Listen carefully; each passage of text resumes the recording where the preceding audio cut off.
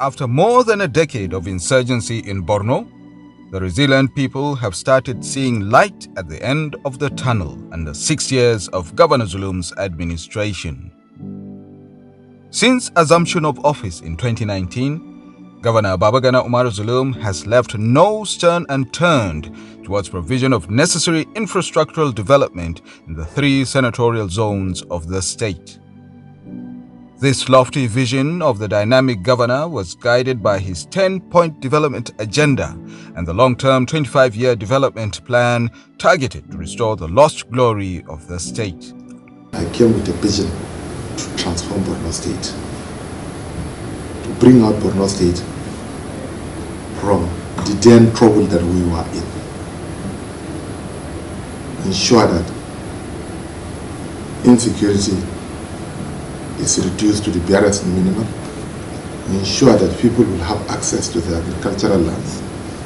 To ensure a meaningful and sustained development, there must be peace. Hence, Governor Zulum accorded security topmost priority attention so as to realize his good intentions for the state, hitherto the epicenter of the lingering security challenges in the northeast zone of the country.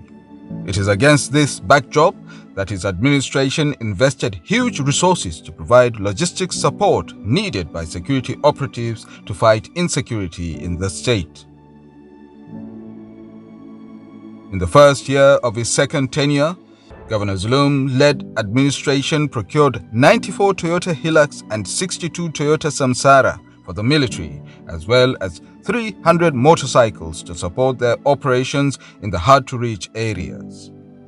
Furthermore, allowances and support packages of local security outfits such as Civilian Joint Task Force, Hunters, Vigilantes were reviewed upwards, followed up with constant visits to different formations in the theater to boost their morale in facing the Herculean task of restoring security. This singular effort led to the surrender of thousands of insurgents, even as many of them have already been rehabilitated and reintegrated back to the society through the government's laudable reintegration program.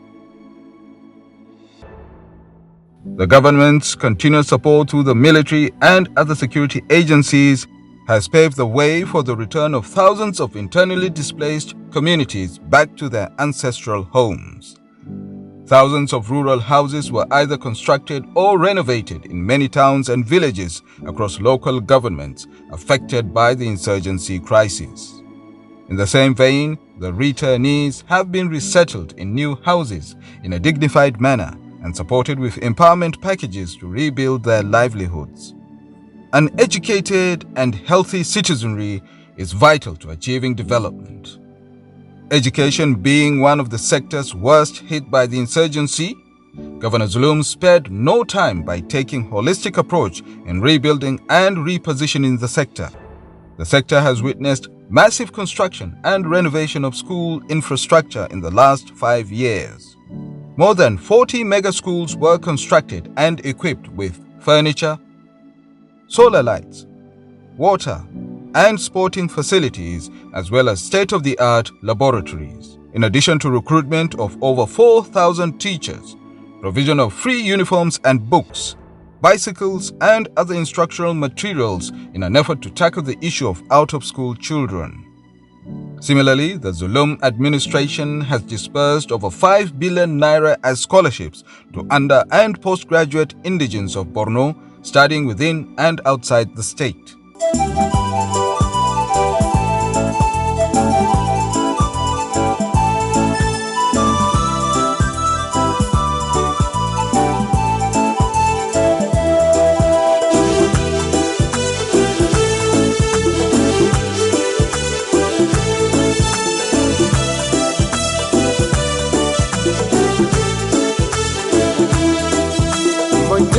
جحر بالنور أنا جيري جحر بالنور ميدقري جحر بالنور يا الله كرايم جحر بالنور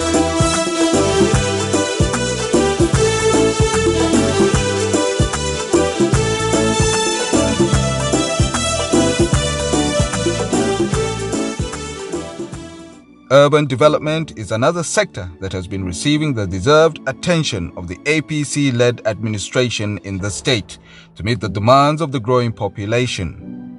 In this regard, Maiduguri, the state capital, has witnessed rapid transformation of infrastructure such as first and second flyover bridges at Custom Roundabout and Borno Express Junction, while construction of the third flyover bridge at Western Roundabout has reached advanced stages of completion. The construction of new roads and renovation of existing ones are at the center stage of Governor Zulum's urban renewal drive. Hundreds of kilometers of urban and rural roads and drainage network were either constructed, expanded or rehabilitated to ease movements of goods and services aimed at boosting socio-economic development of the state. In 2024 alone, contracts have been awarded for dualization of 3 major roads in the heart of the state capital to the tune of 10.9 billion naira, while underpass and pedestrian bridge were constructed at densely populated Gambaru Market to decongest traffic gridlock in the area. Provision of decent accommodation is in line with Governor Zulum's development agenda.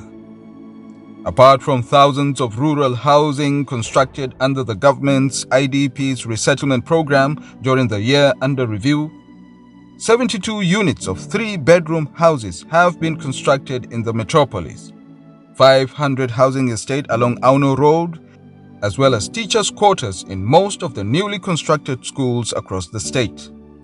More so, the Zulum-led administration has considered youth and women empowerment as essential to propel economic growth in the state.